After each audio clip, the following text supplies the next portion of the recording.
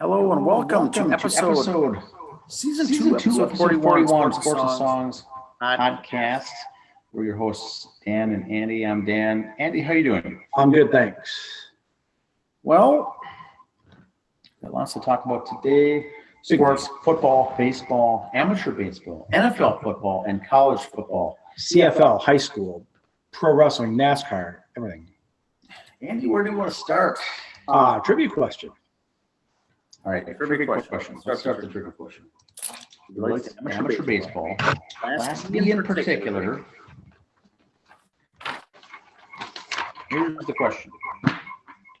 For amateur state baseball tournament Class B, how many different teams have won the Class B state baseball championship since 2016? 2016. How many? Is it 4, 5, 6, 2, 3, 1? That's the question. All right. We'll come back to that. All right. Got it. Is that echo normal? All right, here we go. Got my tidbits here. High school football, Thursday and Friday, there was 187 total games in the state. And there's also one on Saturday. We are not covering all 187 games. That's good. We're just going to highlight some of, like I said, local high schools that we've either gone to or lived in. If you want your high school followed, please let us know. Here's some of the standings right now. East, Central, South. Everybody but Holy Family is 1-0. Watertown Mayor with a 1-0 record on there because they beat Foley 28-12. The next game is against New London Spicer coming up on Friday the 10th. Metro Gold North.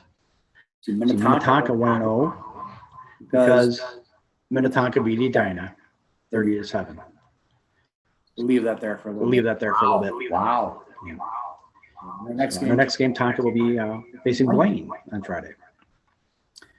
Metro Gold South. Ian Prairie 1-0. Prior Lake 1-0. Edina 0-1. Life is good. Southeast Red, Mid-Southeast Red.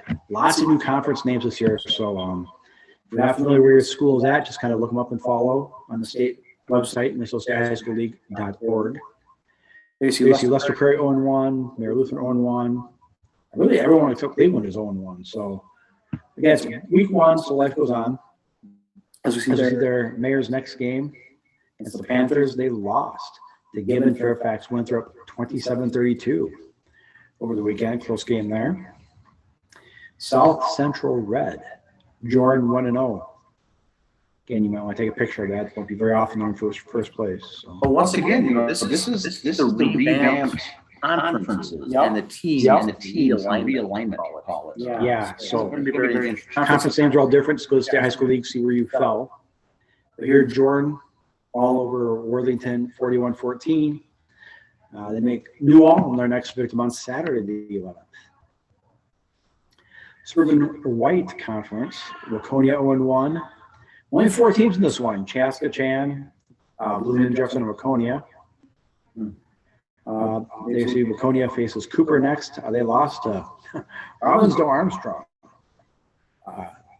Silent team last year. Armstrong did pretty good last year. Nothing real major, but not an easy win all the time, as they proved this year they're back. Big Ten football, Gopher football Thursday night. First 2.5 quarters, Gopher games against Ohio State were good. Mo got injured. Ohio State realized that they're Ohio State and they're playing the Gophers. So there it is. 45-31 was the final at the bank. Huntington Bank, as they call it now. I looked this morning. I've seen no more updates on Mo's injury. They're listed as foot injury. All I know is I cringed and limped for an hour and a half after I saw it hurt. So I don't know what the official poop is there. So this was a great game to watch. I thought the first 2-3 quarters was unreal. Now, if you look at the box score, and it shows Minnesota gave up 35.5 points. That's where it gets ugly, but you're right. Mo Ibrahim left. I believe it was a rupture Achilles, perhaps. More likely he's done for the season. But we'll see what comes of that. Now, the Gophers have such a strong offensive line, veteran, offensive line. And so I believe if they plug and play these remaining second and third string running backs, they'll do just fine. But boy, that Ibrahim was supposed to be All-American, possible Heisman Trophy winner. His name was in the hat, yeah. So that'll be a tough blow, but I think they'll do just fine. But boy, that game, the over-under, the spread was, what, 13, 14, 15 points, and they ended up at 14. So the Wizards did well, but they still didn't essentially cover the spread. Where does this hit Mo in the draft next year? Because he was the first two, maybe third worst, but first 2 rounds for sure draft pick for next year. Where does injury just put him? Does some team take a little dice on him and maybe third round still? Does it drop to 7? Who knows? He could be a steal if it drops down after a year of rehabilitation. Yep. Well, that's where things like coming up the XFL or the USFL might be good for him. He plays a year there instead. Correct. Big Ten standings, East and West Division. Gophers 0-1 there, middle of the pack, like the rest of the free world. Not very often you see some of the standings where we are ahead of Wisconsin in the standings. So, again, for those of you who want to take a screenshot of that, feel free. Nice. And in case you didn't know, in case you got stuck watching the Indiana game over the weekend, this is how you spell Indiana, not how the jerseys were. I guess it was a mistake. It was a mistake. They spelled Indiana on all the jerseys for that game. So. Love it. Yeah. Gopher schedule for the rest of the week. All Gopher sports. Men's golf Monday and Tuesday. The Marquette Intercollegiate. Thursday soccer at Omaha. That's in Nebraska. Friday volleyball. Number 21 Stanford. Volleyball team's having a tough time, but they're playing top-ranked teams. So don't look at their record and say they're terrible. Look at who they lost to. They lost to number 1 Florida the other day. Lost again earlier in the week, but all top 5 teams are losing to. So tough schedule. Yep. And Friday night, Gopher inter-squad scrimmage at Seaward. Saturday, Gopher baseball at Seaward. Football against Bank of Ohio at the bank. And volleyball against number 14 Oregon out on the West Coast. Ducks. Bison football. AB at Albany 28-6. Saturday up at the Fargo Dome. Stereotypical Bison game. Boom. Everybody's healthy. Everybody's happy. Bison schedule for the rest of the week. Tuesday, golf in Fargo. Thursday, more golf. And then also women's soccer at Cretan, Omaha, Nebraska. Friday, cross country against the Bunnies, men's and women. Women's volleyball against Butler in California at Berkeley. And also there's Cal. They got 2 games that day. Saturday, more gal volleyball and football against Valparaiso at Fargo. So not only the Bison have a tough home game there against Valparaiso, that's they're gonna win the game, but not 42-0. Valparaiso's gonna hold their own, I think. The Beavs, nice. They won 24-16 in Sioux Falls, University of Sioux Falls. The see the Lions scored 24-16. Sioux Falls made a little comeback at the end there, but Bemidji State's gonna be decent this year. Keep an eye on them. They're not going to win any major championships there, but they're going to be fun to watch. Rest of the Beaver schedule: Friday the 10th, volleyball, soccer, cross country, and more volleyball. Then Saturday they go Wayne State at 2:00 for football, again volleyball, and BSU baseball golf outing. The Kraken, nice. Little NHL talk. It's getting that time of year. They have their jerseys and numbers for their players out. I wasn't going to list them all here because, to tell you the truth, I'd probably mispronounce all the names. But if you want to get your own jerseys, they do have them for sale in the fan shop at the Kraken website. So start ordering your Kraken gear now. For Christmas, I wear 2X, just like you know. Nice. Preseason, there it is. Games Edmonton and Calgary. And then coming up, there's their schedule for the Kraken. A lot of road games to start with there, as you see. Exhibition at Vancouver. Then they start the season at Vegas, at Nashville, Columbus. They go to the East Coast and they come home for Vancouver, which I think is going to be their uninitial rivalry because of geographics. I know the Wild are trying to kick off rivalry with the Kraken on Twitter a few times, but we'll see how that goes. And there it is. The 28th is their first game against the Wild out in Seattle. Now, Andy, do you think the Kraken's going to be one of these popular teams the fans grasp a hold of just because they're cool. Well, can you look at Vegas? They came in their first year in the league, went to the Stanley Cup Finals. Last year went, so Vegas came out good. I think the Kraken, that's going to be a lot of pressure on them. Be new and be winners. I hope they hold their own. Most teams make the playoffs in hockey, so let's hope they do good there. I really couldn't say how they'll do the playoffs. I think because of the name Kraken, the hype out in the Seattle area has been so huge. Locally they'll do fine. Will they catch on nationally? I don't know. The Vegas Knights really still in kind of nationally, to tell you the truth, in my opinion. The Vegas Knights, whatever. But they're not Philadelphia, New York, Pittsburgh, Jersey. They're not Chicago, Montreal. They're not one of those teams yet. So we'll see. I'd like to see the Kraken. I think they'll hold their own. They get some good rivalries with Minnesota or Vancouver. Other teams that are begging for a rivalry for publicity. It'd be kind of cool that way. They all can help each other out. Minnesota Wild. Through our schedule here, here's our preseason. Colorado Avalanche, the Blues, and the Blackhawks for our exhibition, home there. Then we start out on the coast against Anaheim and the Los Angeles Kings. Then you see we come home from Winnipeg, Anaheim, and Nashville. Then we go back out for Vancouver and Seattle. You're going to see that with a lot of teams. I think they play Vancouver, Seattle, Colorado on road trips just because of, again, the geographics of everything there.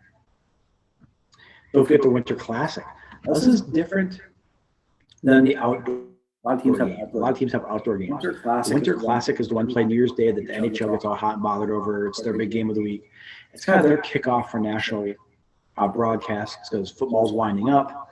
NBC doesn't have many playoff games for football or Super Bowl, so this is their, here we go, our kickoff. It's one game per year is the Winter Classic. So it's a featured game. Yes. Now the Wild have played outdoor games before, but it wasn't the quote-unquote Winter Classic New Year's Day. Big screen, national spotlight. So the game is also played usually at a baseball field. So here it's at Target Field. When the Wild played their other regular season outfield game, it was at TCF Bank. So here's Target Field, and they released what the jerseys are going to look like. There you go. That's the jerseys they're going to wear. Social Minneapolis, St. Paul. And so in the middle, that's their special jerseys for the Winter Classic. They want those color schemes. All Elite Wrestling last night had their big pay-per-view All Out. That's their version of WrestleMania, All Out. It was in Chicago. Chicago, big city for wrestling, especially in the Midwest. That's their big hub. So we're going to run down the results here real quick. I'm not going to get into each match, what happened, where, and why.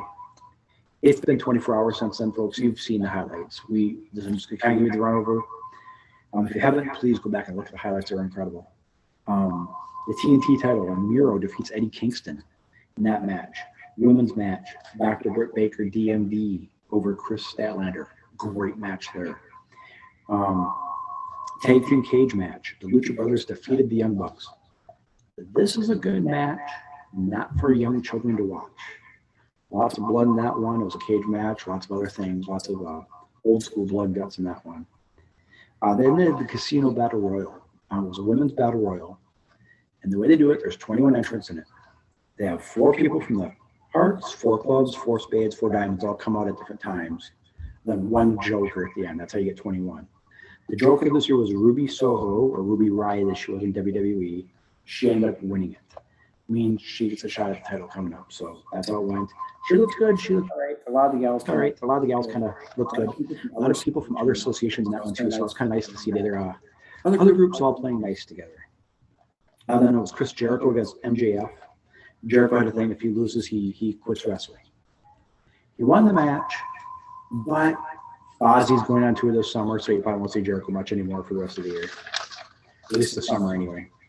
CM Punk made his return after 7 years to the ring, defeated Darby Allin. Paul White, or the Big Show, made his first wrestling match against QT Marshall. Okay, everybody's going, wait a minute.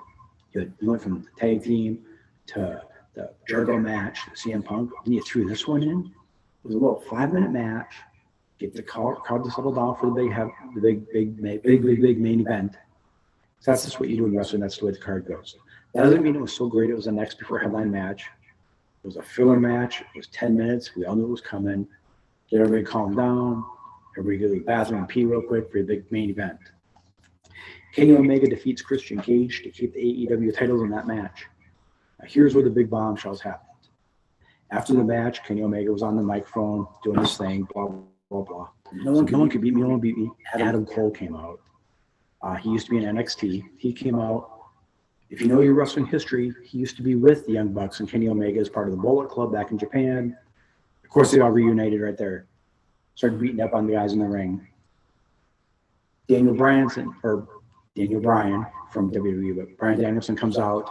He makes a save. He's back. So two big names there. Ruby Soho made an appearance there. CM Punk made his first match. So lots of big names coming back. My opinion, after all these names coming back, Bray Wyatt will not go to AEW. Too many names popping in right now. Guys getting lost in the shuffle.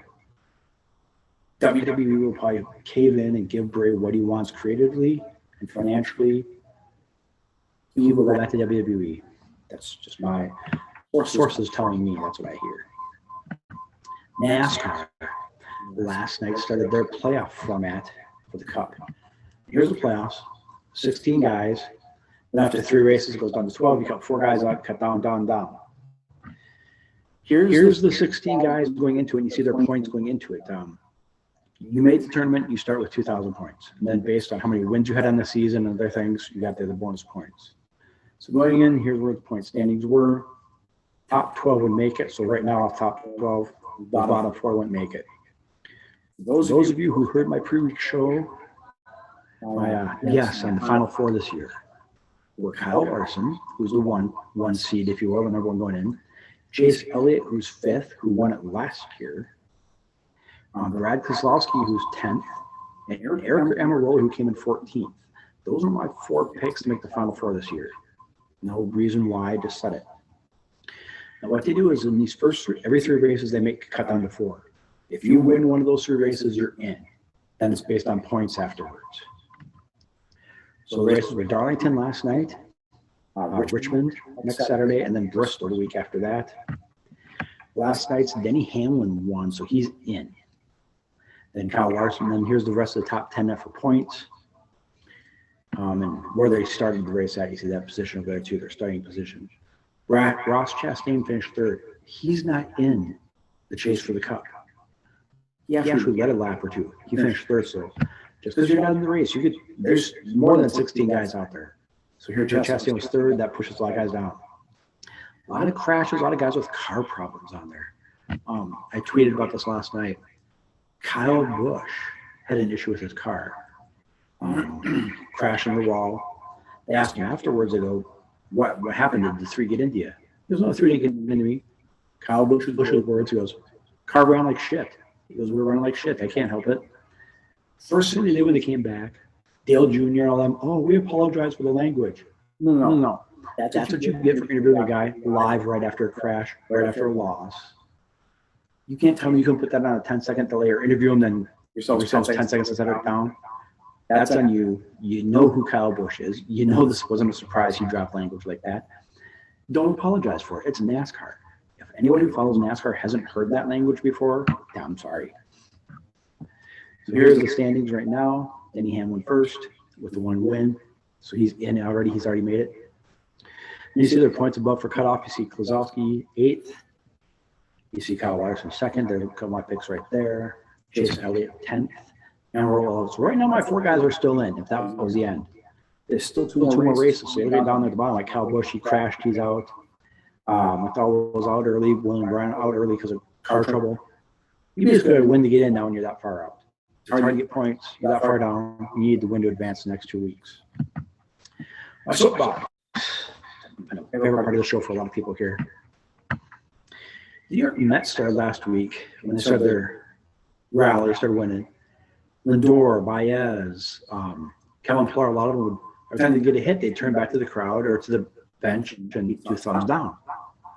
And they asked Baez, and then what's it about? They go, hey, the fans have been booing us doing thumbs down. We're just doing it to get ourselves back up again. I got no problem with that. If my favorite team wants to go out there and pick their nose and wipe their butt after they get a base hit, if they're winning, I don't care. They'll put thumbs down to the crowd. Take it. You can dish it out, take it. But no, ownership made them come back and apologize. Now they can't do it anymore. I mean, they're still winning, but you know what? It shows they're having fun. They got a hand gesture. They're having fun. They're winning. Who cares? Let it go. Major League Baseball morning news and notes. We'll start with the Mets, as said before here. A couple of notes for them. Javi Baez on Sunday did have a good game. Became the first Mets player in 33 years to record at least 4 hits, a stolen base, and a home run without making it out at the plate. The last Met to accomplish that stat line was Kevin McReynolds back when he went 4 for 4 with a homer, stolen base on July 27th of '88. 2 years earlier, Strawberry did the same thing when he went 5 for 5 with a homer and a steal.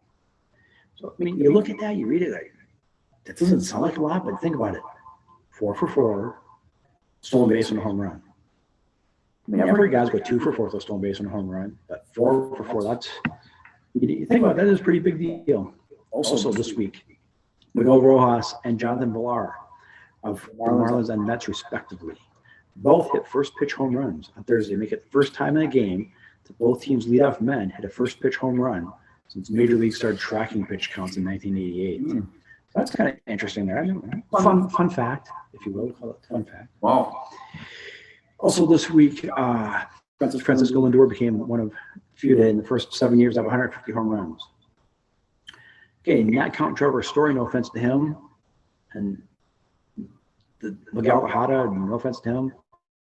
Yeah, they're 3 Hall of Famers. Yeah, they're 3 Hall of Famers. But just because he did this doesn't mean he's in the Hall of Fame. I mean, great club. Don't get me wrong. 150 homers in 7 years. Congratulations. Don't start making your plaque for the Hall of Fame yet. But it's a nice start. Here's the Mets schedule for the rest of the week. Yeah, the Nationals today, this afternoon. We were at town ball game, so I have no idea how that game went. So don't tell me yet. I haven't watched it. Then they got 3 more at the Marlins. Then they have the weekend series with the Yankees, which I don't know if it's an official rule in baseball, but the 10th, 11th, and 12th, or at least the 11th anyway, will always be a Mets-Yankees game, I think, because of September 11th stuff. There's going to always have to be those 2 playing. Interleague play, they always have the rivalry games. That's that. Then they go to St. Louis, but that next weekend at Philly, that's going to be the big one for the Mets right there. They're at home. At home with Philly, so they got to stay healthy. I mean, they're at Washington, at Miami, then a nice home stretch. So things could be good for our blue and orange. Minnesota here, the local 9. Here's a couple of their fun facts for the week. Luis Arraez drove in a pair of runs in the 2nd inning, and had knocks in the 4th and 8th inning, accounted for his 21st 3-hit game since he made his debut in 2019. Only Polanco and Cruz have more 3-hit games for the Twins in that time, so that's kind of amazing right there. And also, speaking of Jorge Polanco, nice segue there. Crushed the first inning, stole a homer off Ray's right-hander, which extended his career home run total to 25. He now is in sole possession of second place for single-season home runs for a switch hitter in Twins history behind Shirley Davis. Mm-hmm. If they think about it, for Shirley Davis, the Twins really never had a lot of power-hitting switch hitters. Sorry, Roy Smalley, you have 29 career home runs. I mean, that's the only switch hitter I can think of really that was a decent hitter for the Twins. So there's that. Here's the Twins schedule. Indians, 4-game set. Kansas City, then they got that makeup game with the Yankees there the 13th. Home for a couple against Cleveland, then to the Jays. One thing I don't have in here, did you see who the Mets picked up? A local boy, left-hander, Mr. Hand. Yeah, Brad Hand. Yes. So the Mets, left-hander of the bullpen. So another reason I love the Mets. Local boy there to watch. Here's the standings, Tampa Bay, and now we have the elimination number. As you can see, Baltimore is mathematically eliminated from the playoffs. Mm-hmm. So Tampa, Yankees, and Boston, top 3.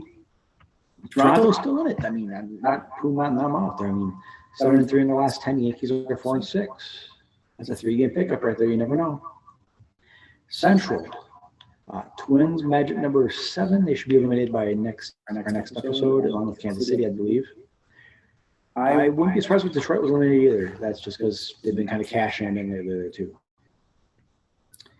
West, Texas is eliminated. But those other teams are still fighting away. We'll see. Seattle and Oakland. Wild card wise, Seattle's won 5 in a row. We'll see what goes on there. We'll cover the wild card standings here in a bit. National League East, Mets are back to 3.5 out, 7-3 in the last 10. Picked up 3 games on Atlanta in the last 10 games there. Miami, Washington, hanging on, but again, they'll probably both be eliminated by next week for sure. Central Pittsburgh's out. Cubs will be out by tomorrow, if not Wednesday. But Milwaukee's still kind of running away, cruise control, I think, right there. They just got to stay healthy. In the West, Dodgers and Padres battling out there. Dodgers are game out of first. Them and San Francisco been fighting back and forth over first place. Flip-flopping there this week. As you can see, Arizona's eliminated. Colorado very well could have got eliminated today, for all I know. Mathematically, but they've been physically out of it about a month.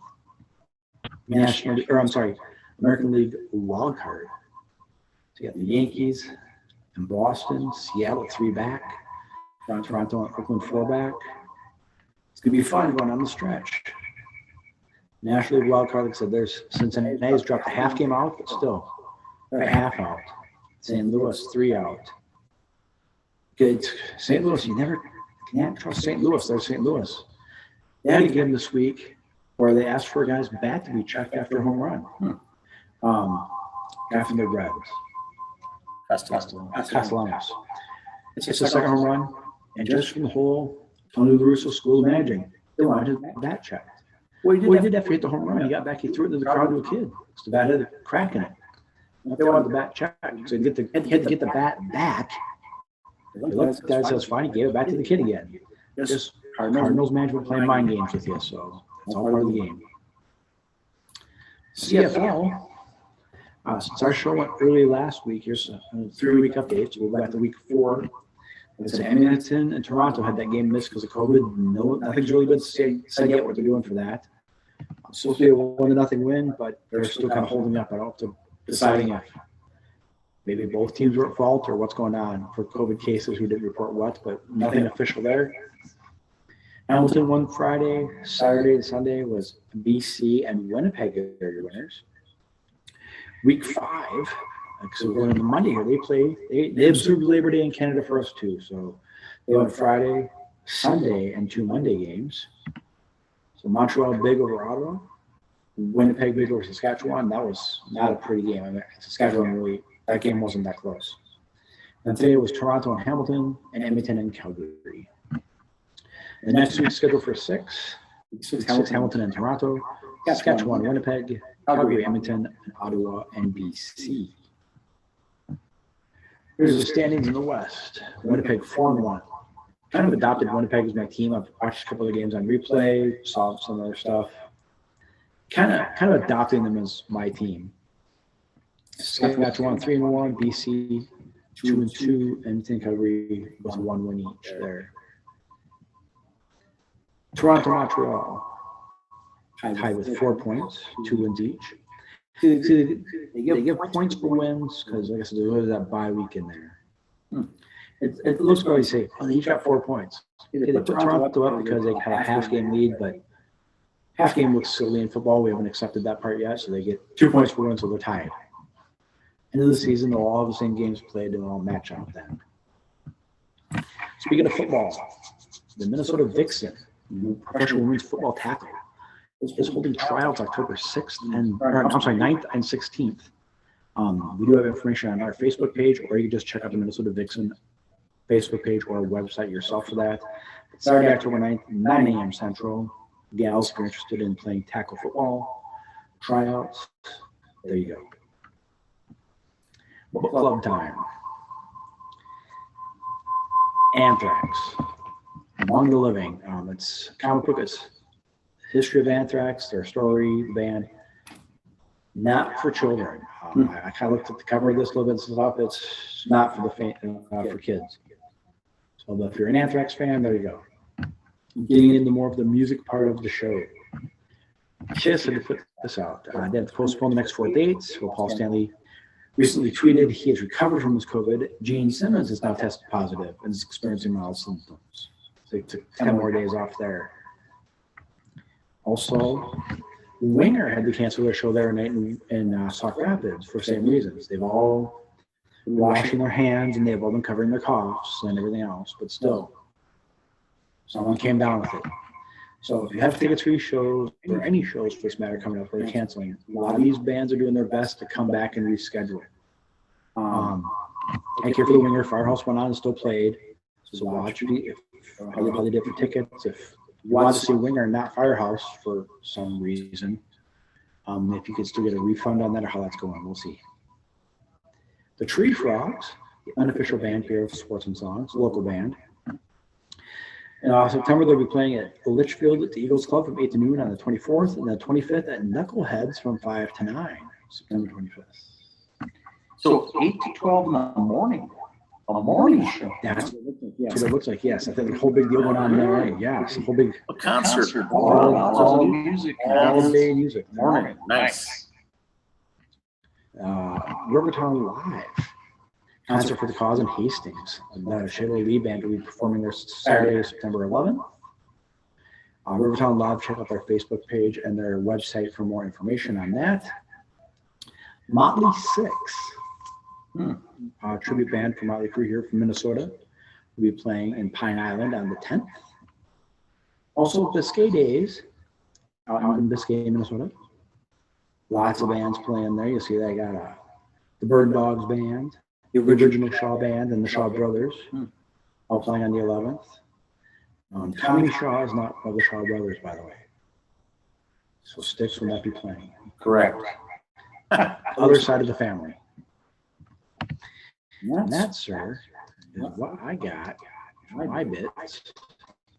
I know, Like I said, that's some stuff on some stuff on their right hand. The Mets picked him up on free agency there. They got him, so they got left in the bullpen now. Still no word on the ground. I doubt he'll pitch this year at all. Syndergaard's still getting better from COVID. If he comes back, he'll be just a couple appearances just to show he still got it. Because again, Syndergaard's a free agent at the end of the year. See how that all plans out for him. Twins players, a lot of guys are playing for their jobs because they're out of it. Not mathematically yet, like we saw earlier, but basically out of it. A lot of guys are calling up. It's like late season spring training right now. So you want to see some hands there? see some good hands there. Watch those. That's what I got there, sir. Yeah, it's like audition. Yeah, it's like audition this late in the season. They're auditioning for their jobs for next year. If they do poorly, they can be easily cut. Here at the end of the season. Some guys up at this time of the year. For teams that are in it, Toronto Blue Jays. The trade deadline. Went after it got Jose Barrios and Brad Hand as a closer. Well, Brad Hand didn't do well in that role. I'll say pitched 11 games. I think he gave up 13 runs. Did not produce. He was quickly designated for assignment, essentially meaning he got cut. That's Not a good thing. That's not a good thing or a bad thing. But for his role as a Toronto's in the hunt. Toronto's in the hunt. They can't afford to lose a game or two here and there, much less a bunch of games. So they got to cut. They got to cut bait quick.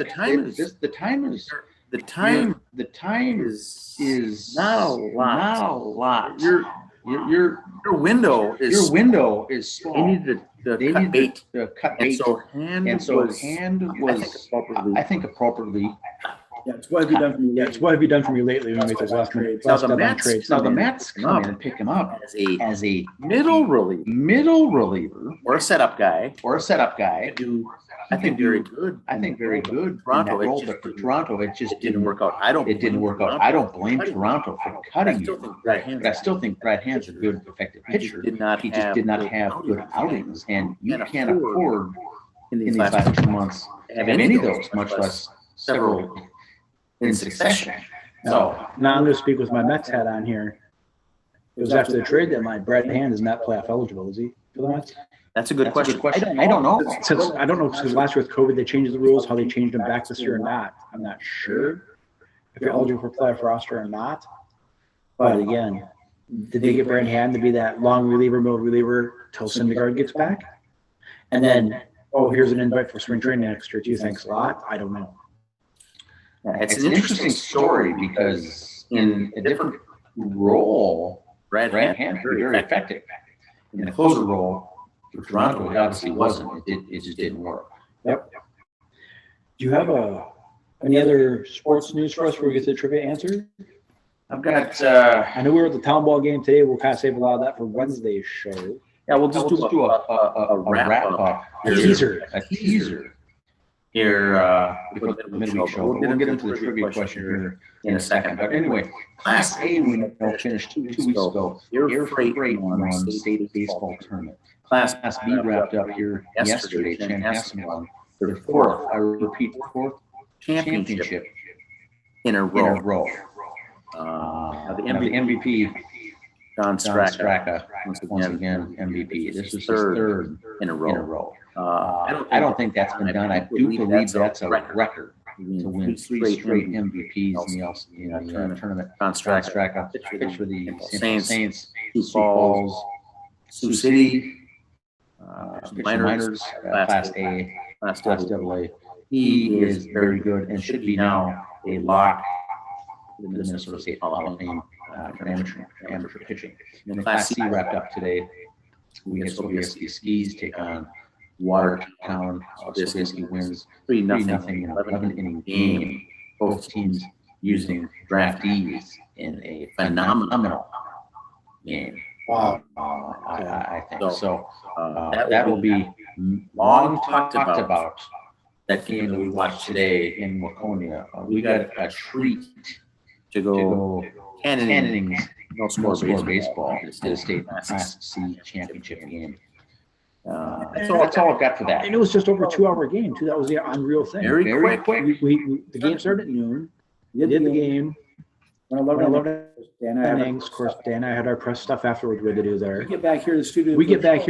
For the show. It's only 10 after 3. Very quick game. One team had 4 hits, one team had 6 hits. I believe there was only 3 errors altogether. 10 to 12 hits in the game. Zero runs. So we'll cover a little more of that in the midweek. But tremendous game. I think there was 1,500. Yep, they set the record. They set the record for attendance. And the championship overall championship 3 weekend event at 3 sites. New state record for attendance going back to the current what I call the current since 55 modern day 52 current era. This was the best attended. And the weather was perfect. I gotta say, I've never seen baseball like I did the last couple of days here, but phenomenal. We'll cover more of that on the show. Unbelievable. Which I think we've had us accidentally spit out the trivia answer there. But if you want to recap the trivia question is since 2016, how many teams won championships for Class B? Did they have one last year? Yes. Since 2016. 4 or 5. In the last 6 years, how many teams Class B in Class B? Not Class C. Class C. Class C we heavily follow here on the show, but Class B covered less. How many in the last 6 years? How many in the last 6 years have won state titles? State of Minnesota. The answer is 2. You said Chan had last 4. 2. Chanhassen won the last 4, and before that, Meesville won back-to-back titles in the year 2016 and 2017. The Meesville Mud Hens. Chanhassen Redbirds won 2018, 2019, 2020, and 2021. So the last 6 years, only 2 teams have had titles, and that is amazing. And Meesville has some great teams put together. Unfortunately, they lost again this week, but Chanhassen is very, very good. Meesville, very, very good, but it's tough. So those two teams have really been running away with the titles in the last 6 years. No one else, even in the hunt. So that's a trivia question for this week. Two teams in the last 6 years have won titles for Class B state baseball tournament. So now that wraps up our baseball or sports spot of the show. In your iPad this week, your iPod, what have you been listening to this week, sir? Well, the album The week review was Eat 'em and Smile. The debut full-length solo album by original Van Halen vocalist David Lee Roth. Oh man. Here we go. Album was released July of 1986. After releasing Crazy from the Heat, an EP of lounge standards that became a surprise hit during 1985, and subsequently parting ways from Van Halen. While the band was at its commercial zenith. Roth assembled a new back band, including bassist Billy Sheehan, drummer Greg Bissonette, and guitarist Steve Vai. At the time, unknown guitarist. Very unknown. This really raised, put him in the spotlight. It was the bassist Billy Sheehan came from Mr. Big. Greg Bissonette played with Ringo Starr, Elton John, some others, and Steve Vai did a little work with Frank Zappa, Alcatraz, some other bands, but nothing notable. Once this album came out, really put these guys in the spotlight. They did an extensive North American tour that ran from mid-1986 to early 1987. While there's no evidence of a direct link to David Lee Roth, the phrase "Eat 'em Smile" was actually a trademark registered in 1928 by the now defunct Ward Owsley Candy Company in Aberdeen, South Dakota. "Eat 'em Smile" was the trademark for a candy company. Very interesting. Now, the tracks for this album, song number one, Yankee Rose. That's an authentic song. Song two, Shy Boy. That's another real one. Then they do a cover, I'm Easy. Song 4, Ladies Night in Buffalo. Great song. Love it. Song 5, Going Crazy. Song 5, another cover, Tobacco Road. Great song. Song 7, Elephant Gun. 8, Big Trouble. 9, Bump and Grind. And then song 10, another cover, That's Life. Bump and Grind, don't get it. It's a NASCAR, like car driving type stuff. It's kind of a NASCAR. You can't find the grind it for the gears. It's a nod to NASCAR. It's not that. Very, once again, a lot of innuendos with David Lee Roth to begin with. Now he forms his own band, and it's just over the top. Those types of things. Booger humor. It is. It's Beavis and Butthead almost. Now, in a nod to the hit solo EP, Roth included 2 lounge song covers on Eat 'em and Smile, That's Life and I'm Easy, plus a cover of John Loudermilk's folk blues classic Tobacco Road. 2 of the album's original songs, however, became their biggest hits. Yankee Rose, a tongue-in-cheek tribute to the Statue of Liberty, became an MTV and radio hit, rising into the Billboard Top 20. The Wood, near the middle of Billboard's Top 100 hit, would land them there in 1986. Now, this was the first of 2 rock albums to feature the duo of Steve Vai and Billy Sheehan on guitar and bass, respectively. Throughout the album, the 2 would often sync complicated bass lines together with lead guitar parts, tracks such as Shy Boy and Elephant Gun. The album brought Steve Vai into the public eye as a contender with Eddie Van Halen, the previous guitarist who worked with Roth. This album in particular features some of Steve Vai's most prominent guitar work. Now, the Spanish language version of the song "Eat 'em Smile," the album, is called Sonrisa Salvaje. According to Van Halen Encyclopedia, the idea to re-record the album in Spanish was the idea of bassist Billy Sheehan. After reading an article that said that half of the Mexican population is between the ages of 18 and 27, the prime buying market. Roth recut all of his vocals with the help of a Spanish tutor in the studio to record the Spanish version of the song. He He changed around some of the racier lyrics to not offend some of the more conservative Spanish-speaking population, with the with the exception exception of the vocals.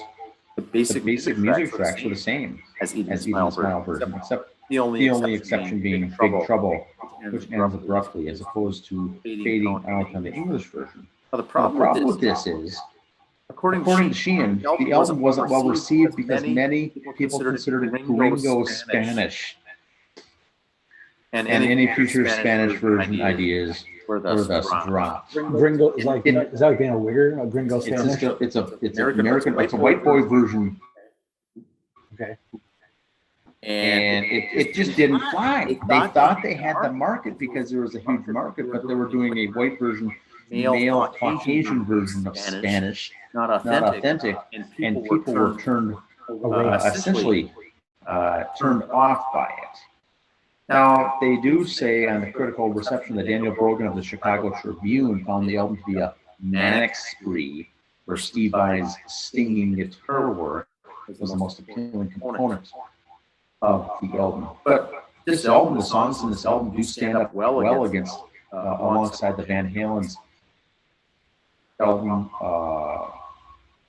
which came out the same year. I mean, 5150 came out when they were saying that this was very tight, very clean album.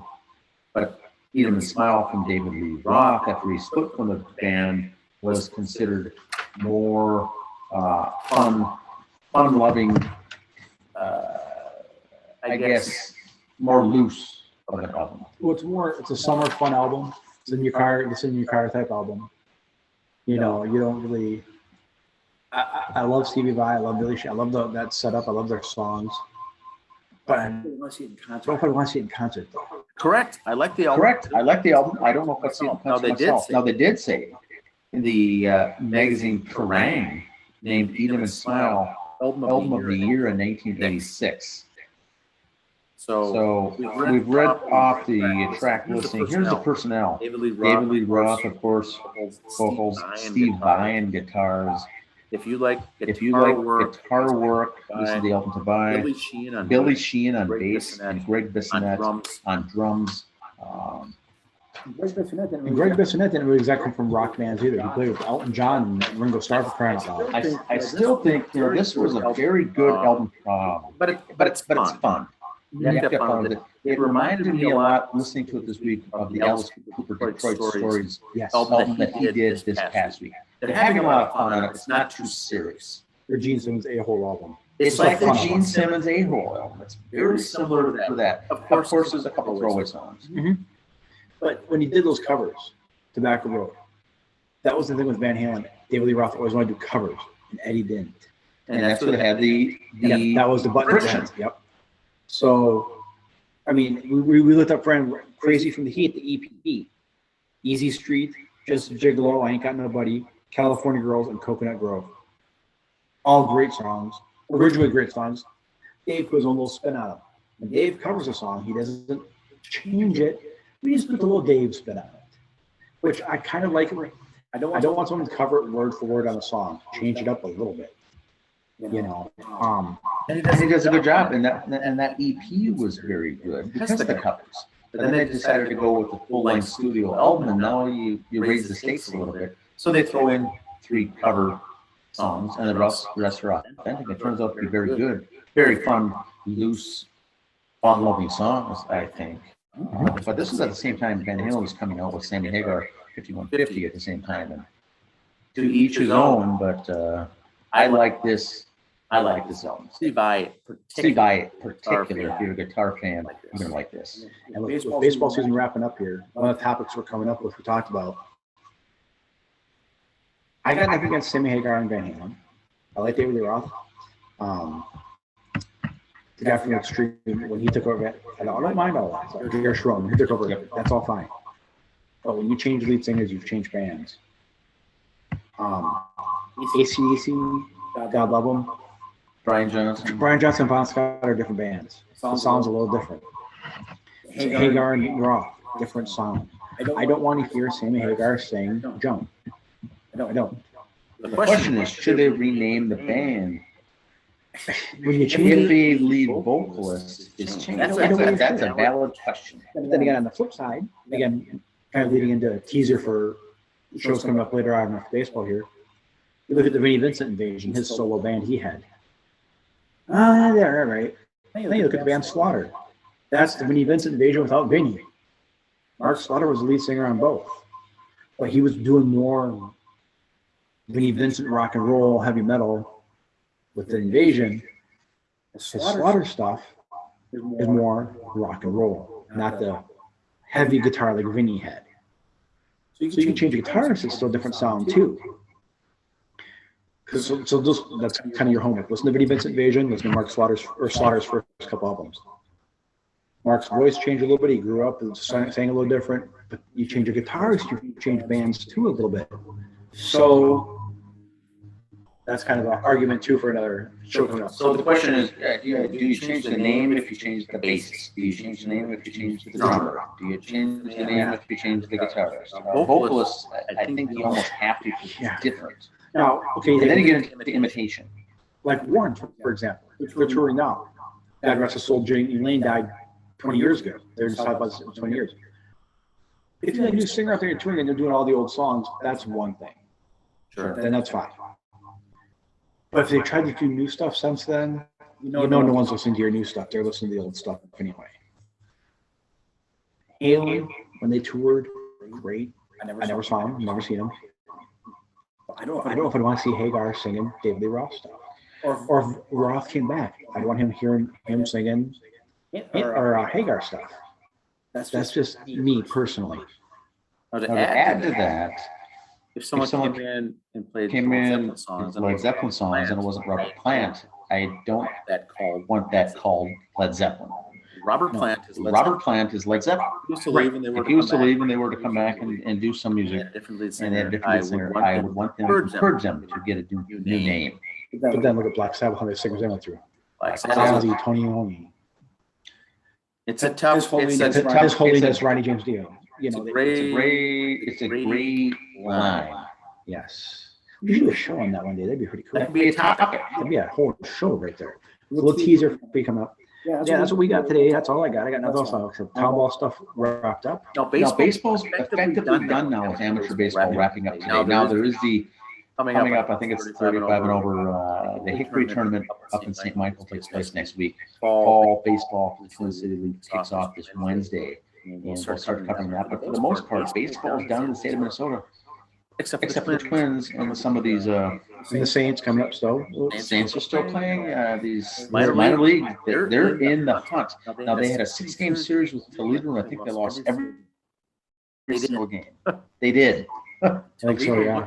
So Toledo look for them to win. Yeah, I don't think they can match up. That was make or break right there. They can't match up with that group. Which is the farm club for the Detroit Tigers. And the Royals farm club has been the top 3 there too. So Tigers, Twins, Royals have been bottom 3 in the pros, the top 3 in AAA. So that boat, the title change. And then we've also got NFL starting in Holland this coming weekend. College football is going to really get into the swing of things, and we'll shift away from baseball emphasis. It's going to get fun.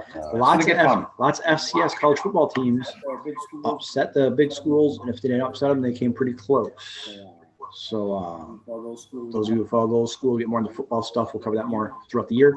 CFL heading strong. NFL kicks off Thursday. Cowboys and Broncos. Hockey's kicking off here with their spring training stuff. So getting deep and heavy. I think baseball's over because we could cover all of this. Lots going on. We just finished a big weekend, successful weekend, amateur baseball here in Waconia, Chaska, and Hamburg. Once again, broken record for attendance. We're staying on amateur baseball tonight. Once again, that's all I've got here for this week. That's all we've got. Anything more here to add? No, I should have my camera working by next week, and you can see my pretty face then. All right, have a good week. See ya.